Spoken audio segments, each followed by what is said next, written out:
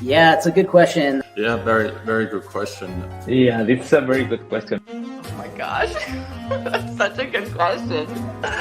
Oh, that's a great question. Ooh, that's a great question. Yeah, that's a great question, Zanger. It's a great question. It's a great question. Yeah, it's a great question. Really good question.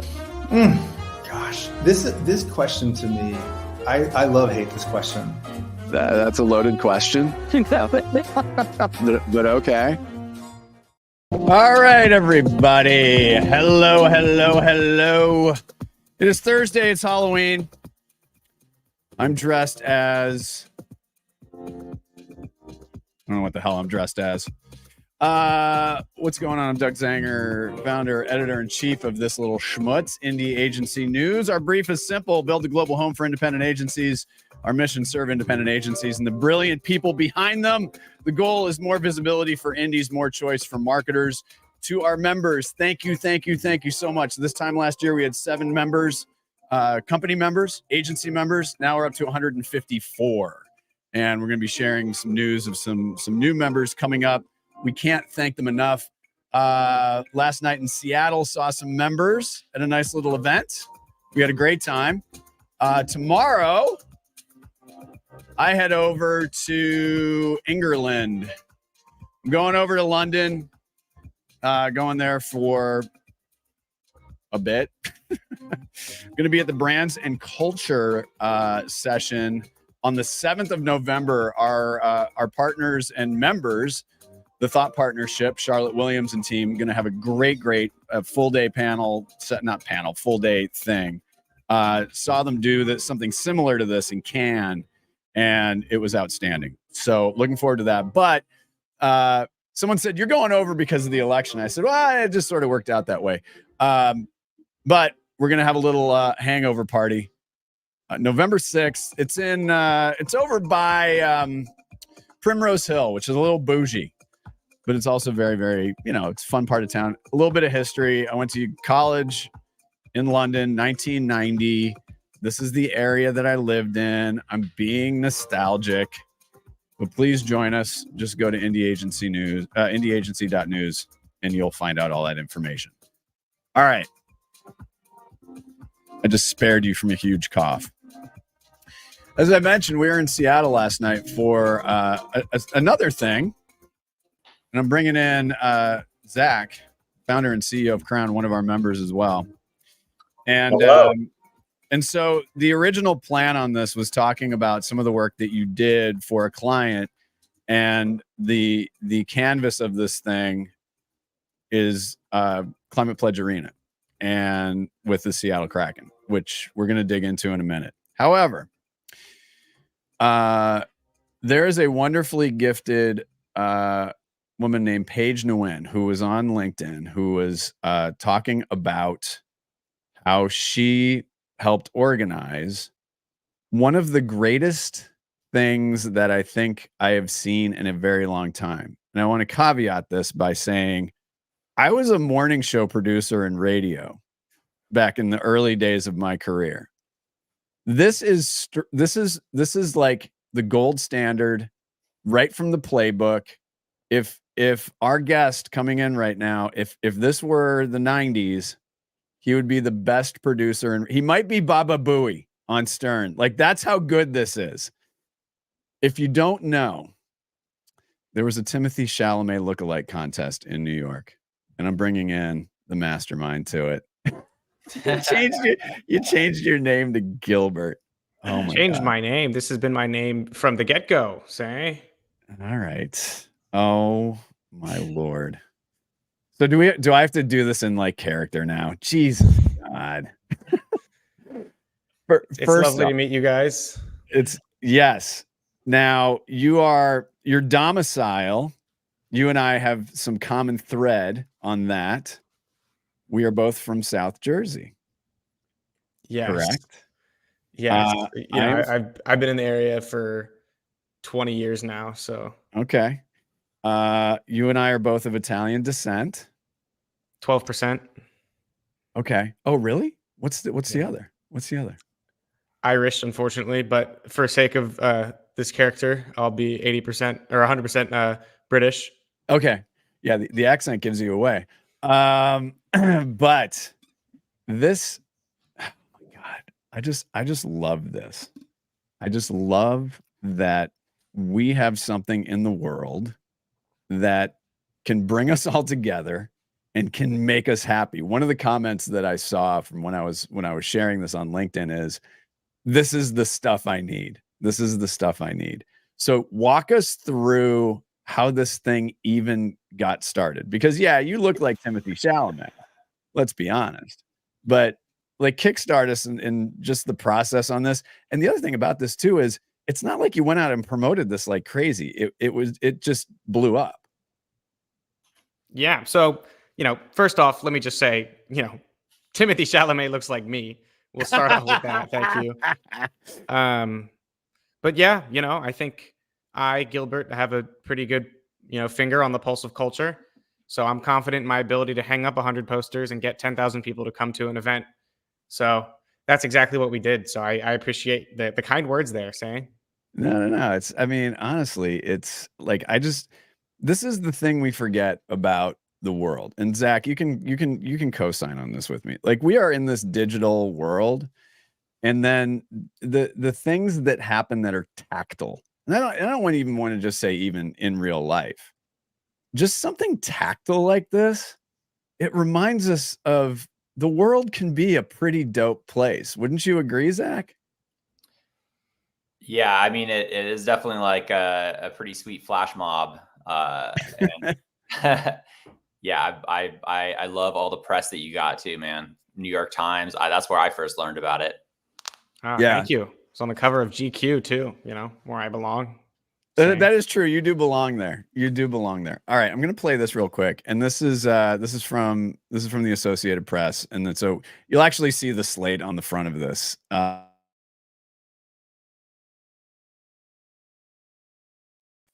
So here we go. That's your slate. So there, we got our credits there. Here we go.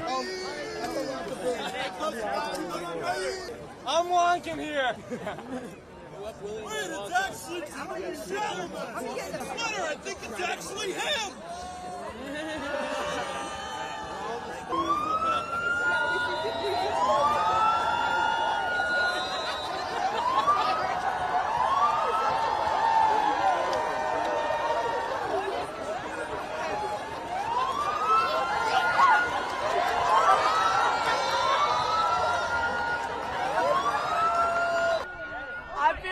I'm feeling great right now. Give this man $50. Where's my $50? I've been told by several people I look like Bob Dylan, and Timothée Chalamet is playing Bob Dylan in the upcoming movie A Complete Unknown. And if Timothée Chalamet looks like Bob Dylan and I look like Bob Dylan, then by default I look like Timothée Chalamet. Yeah, for a person that looks like Timothée. Oh my goodness.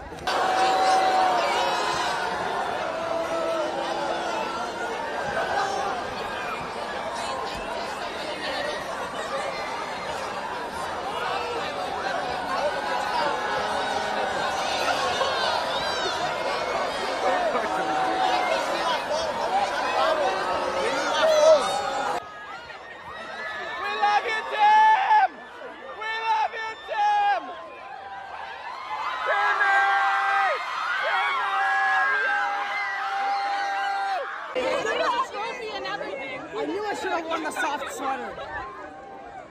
My hands are shaking. Oh my god. You got an escape plan? How does it feel to have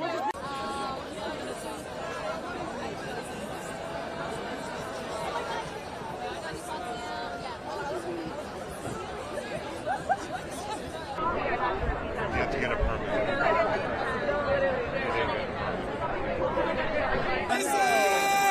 Gilbert speaking. Guys, we're going to make a little bit of a pilgrimage across the street because the park enforcement is yelling at us, which is totally understandable. So if everybody could make a quick pilgrimage so we can wrap this thing up potentially and crown a winner.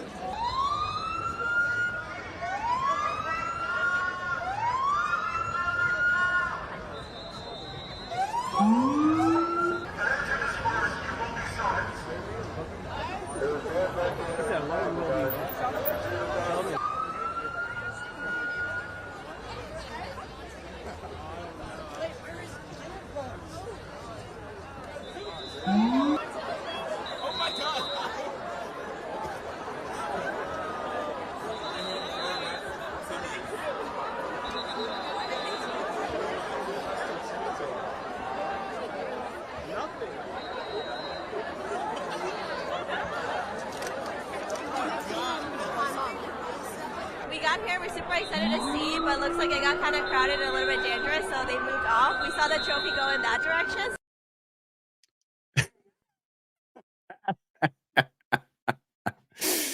Oh my God. This is, I love the big check. Oh my gosh. You got to have a big check. Oh my Thank God. you. I mean, all right, let's recap. Now, a little bit of background too. I've been threatened to be sued back in the days. I threatened to be sued by Tanya Harding a couple times. There's some stories behind that. So let's recap. You get this thing cooking. It goes. Cops show up. One of the Timothée Chalamet shows up because he's shooting a film there. One lookalike gets arrested. Did we bail him out yet? He never got, put in the in the old block, which is good, Okay. All right. Just got a stern talking to. And then you ended up crowning a winner. Yes. Did you expect this to go the way that it did? Legally, I've been advised to say no. Oh, really? Okay. A couple flyers, of course not. No, we hung up a couple flyers. How could we possibly have expected this many people to show up? That's true. You did not hang up that many flyers. It was meant to be an amuse-bouche. It wasn't even the appetizer. Yeah, it was something small, couple friends, a little community get together. Right. You gonna take this on the road? I don't think so. I think one and done is more than enough. One and done. Okay, but hold on a second. The magic of what you've created demands that there should be something next. And I'm not saying that you come to Seattle, which would be a really great idea, to do something similar to this, and we'd figure out how to fly you out here. But but my point is that you're a creative fella. Where you want to what do you think you could do with, and it's not necessarily the lookalike contest, but the milieu of Gilbert? Yeah, I mean, I've been doing this thing for a while now, so I'll just continue to do it, but I don't want people to know what I'm doing next because it defeats the purpose, so I'll just move on to something bigger and better. Okay. All right, that's fair. We'll keep posted on this. Now, we are in the advertising and the marketing business. There are a lot of agencies and a lot of brands that would love this juice. What would you say to a brand or an agency about working with you? I've worked with some big brands. I've worked with Chipotle. I've worked with Converse. I've worked with Tinder. I think for me, I value a brand who lets me do what I want over anything else. I have the most organically liked sponsored tweet on all of Twitter for a reason. I'm somewhat of a marketing savant, so I'm not going to work with some silly little company, say. Right. Okay. Now, us being from South Jersey, we have a chip on our shoulder because they look at us as the great unwashed. People from Central Jersey and North Jersey, they go, "You're from Jersey," and then you say you're from South Jersey, and they go, "Oh." You say you're from the Philadelphia area, people from Pennsylvania go, "Oh." Reminding the Pennsylvanians, by the way, that they drive through our state to get down to Wildwood, because that's where most everybody from Philly goes. Wildwood. Very true. Yeah. Normal people call it Wildwood, but it's pronounced Wildwood. The capital of New Jersey's, it's pronounced Trenton. Newark is Nork. So what's the one reason that people should love South Jersey? I think the one reason why people should love South Jersey is because it's where we're from. Right. I think that's good enough a reason. But it's beautiful. You can get to Jersey. You can get anywhere in Jersey from South Jersey. You can get into Philly. You can get to New York. You can get to the beach. Delaware. So you can go to Delaware. Delaware, yeah. Yeah. Delaware, just take the ferry over to Delaware. It is the weirdest accent in the world, though, I will have to say. But I adore it. I adore it. Shout out to Olivia Herman, who does the Philly Mom on Instagram. Huge fan.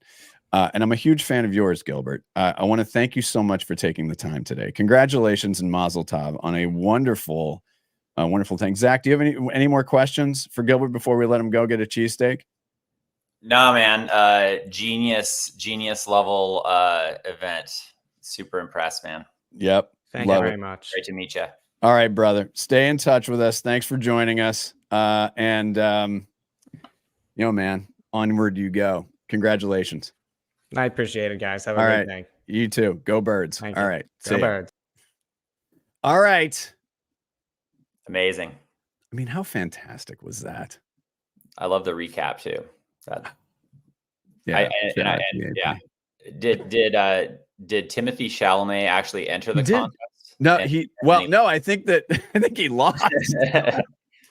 Timothée Chalamet didn't even win his own Timothée Chalamet award. Again, it's just the simplicity of that. It's just a reminder that things are better when they're simple. Which is a professional broadcast segue to the really awesome work that you are doing for your client, Tegria. Did I pronounce it right? Yes. Yeah. Okay. Or Tegria. Yeah. You could say it either way, but okay, everyone's fine with it. Okay. Yeah. So give us a little bit of background on your client. Yeah, they were a startup essentially, funded by Providence Health, which is got it. Yep.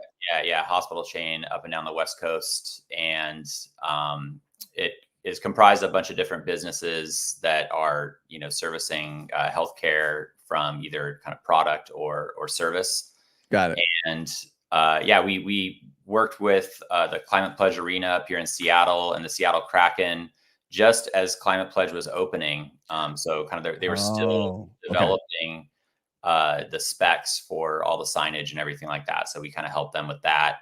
And oh wow, okay.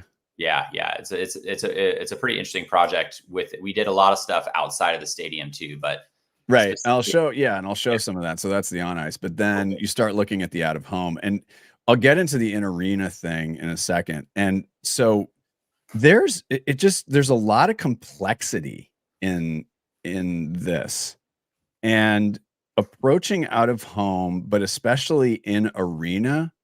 I'm curious to understand what you learned and what because obviously it's, you're going to learn as you go along.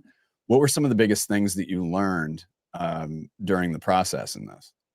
Well, I think just like you said, it's the simplicity is kind of, at the core of anything that I feel like is impactful. And that wasn't just like in the way that the messaging kind of came together. It was also just the fact that, even though these are giant billboards, and not necessarily this one, because this one's a little more high def, but the stuff in the stadium, you're looking at it from really far away. So in fact, the dimensions are actually like old school kind of ad banners, right? Yeah.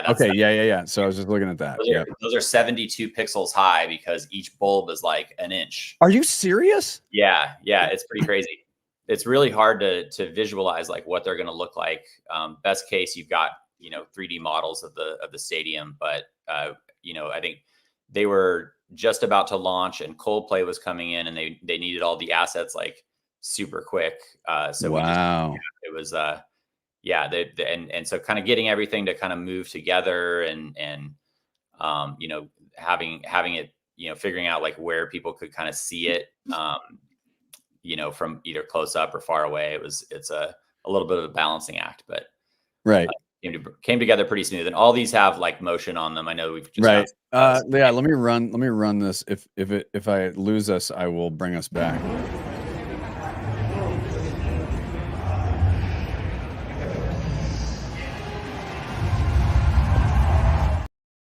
Yeah, so that was one. I got to figure out how to use this so I can play it while we're actually. That was a cool one because the wall wrapped around, kind of. And then had like a little bit of an area that you couldn't display on. Right. So it was a fun design project. So there was some stuff that was really complex, but then other stuff that was deceptively right. simple. We were lucky. One of the guys on the team had some experience actually down in Portland. Oh, really? With the Blazers?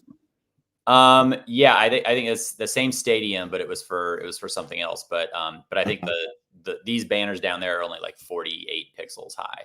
So it's and working with game ops. I mean, what's it like working with game ops? Because you got to get it right. Because game ops, they just keep everything super tight. Mm-hmm. Yeah. This was, I mean, he worked on this before he joined Crown, but So I don't know the ins and outs of that engagement, but Yeah, I'm sure with the Kraken, it's just like, oh my God, we got to get this right. oh yeah, for sure. Well, we tested everything beforehand, and Right. Let's take a look at this. Oh yeah. Yep. Yeah, that's nice and simple. Nice and clean. Nice and clean. And then this one here. Oh God, Imagine Dragons, they're still around? they are. Yeah, no, they're very nice people. Okay, so one thing that was really interesting was looking at the proof. Oops. Let me take this off. See, I told you it's just, yeah, it's hard to I kind of know what I'm doing. Here, I'm going to hide us for a second. So hold on. Wait, hold on. You know what? Screw it. I'm just going to do this. All right. So we're covering our faces, which is actually probably the best.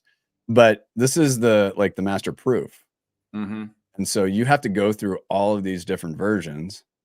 So it becomes a process of making sure it has the requisite impact with its simplicity, but also lots of moving parts. Yeah, I mean, our core thing is social media, so we're used to resizing things for different. Right. Every single platform has a little bit of a different kind of right. dimension that they want things in, and otherwise it'll look a little weird with the gutters on the side or something like that. But yeah, right. it's just a little bit more detailed than that. But yeah, it's just the hard part is just viewing it, like as right. client and saying like this is what it's going to look like. Just kind of understanding, how that's going to actually show up in real life that's why we did a couple of different mock-ups that, showed like how it goes around the wall or. Right. Yeah. What's the most annoying social media dimension? Challenging would be, but I'm just saying in general, and I'm saying if you have you have a personal kvetch with it, because I have one. Okay. Yeah, no, I'm definitely curious to know yours, but it's always a challenge to do stuff if it needs to be both vertical, for like a phone or TikTok or whatever, as well as horizontal, like whether that's, just an ad unit or something like that. If you're just shooting live action, it's like, you've got to make whatever's going on above the action interesting and below the action, but also to the side of it. So, Well, mine's terrible. I just don't like the LinkedIn cover. The what? LinkedIn cover. Yeah. Page cover. Mm-hmm. I always get it wrong. So that's not LinkedIn's fault. That's my fault. That's absolutely my fault.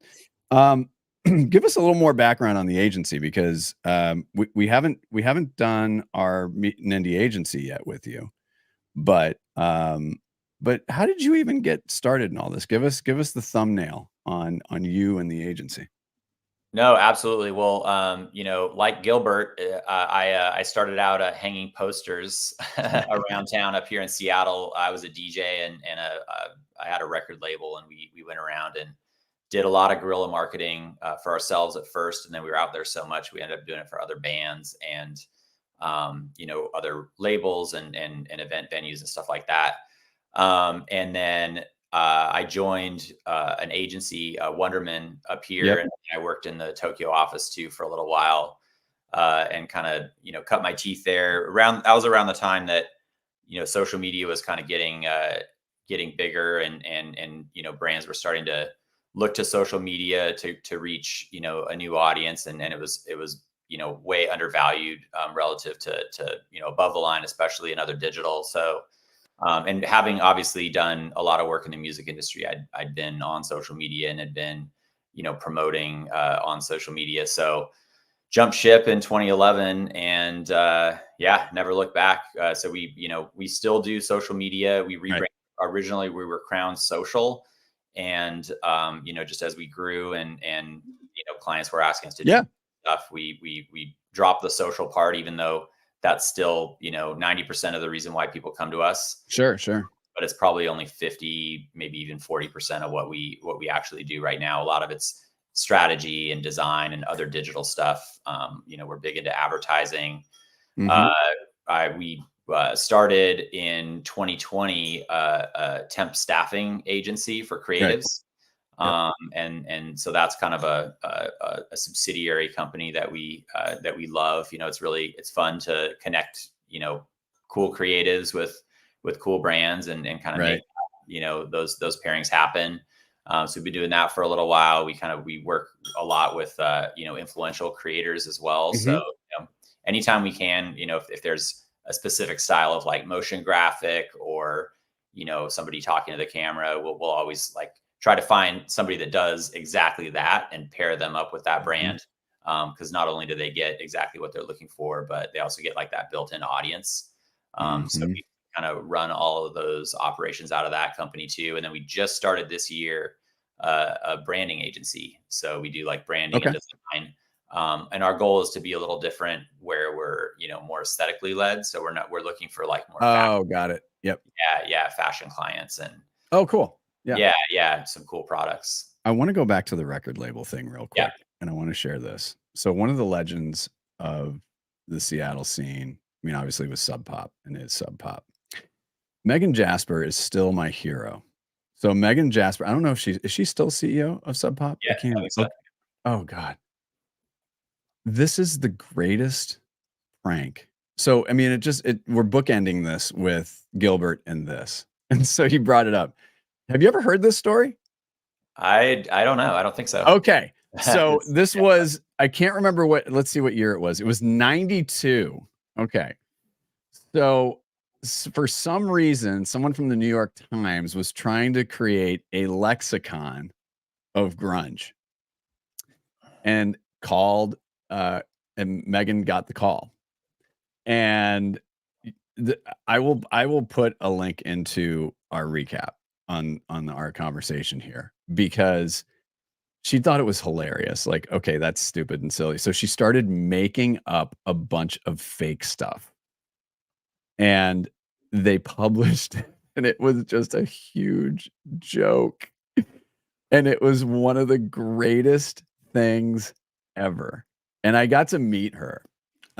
We did, when I was at Adweek, we did a thing and got to meet her, and just a kick. Just so awesome and so Seattle. So now when did you have the record label? It was in the probably 2002, 2004. Okay. Yeah. So like when Postal Service is starting to go and Death Cab for Cutie and all that. Yep, okay. Yep. Totally. Yeah. No, after you started talking about it, I totally remember that prank too. That was super fun. So good. Yeah. So good. I love that stuff.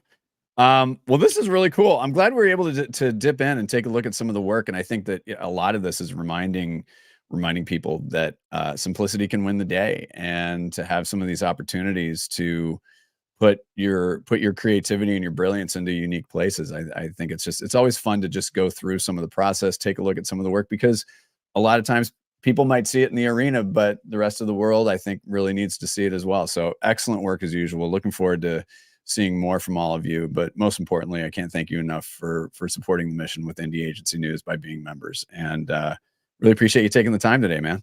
Yeah, you too, Doug. Appreciate it, man. All right, I'm going to put you backstage. Don't go away. Don't go hiding too quick. All right. Yeah, that's cool. I love seeing stuff like that. So it's a reminder to you folks who are members. I'm going to share the screen one more time. Members. All right. Reminder, U.S. election. All right. You go to the members area. You're logged in as a member. You go to the members area. Couple things here. You can check in with us. And you can say, hey, I got some cool stuff going on. We got some new hires. We got new work we want to pitch. Oh, new work you want to pitch to like Adweek or Ad Age or something like that? Yeah, you know what? Schedule 15 minutes with us. If that's your goal, that's our goal. I don't care where you get visibility, as long as you get visibility. If your client's goal is Adweek, Ad Age, Fast Company, Fortune, whatever. But if the goal is to be somewhere else, that's our goal.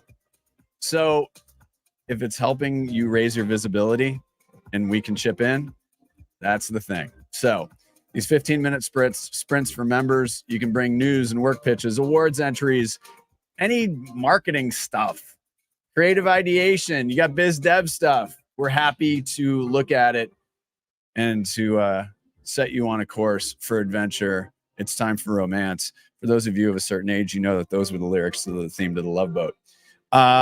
Clearly, I am batty from getting home this morning at 1. So I think I'm going to do us all a favor and call it a day. But for those of you in London, I hope to see you.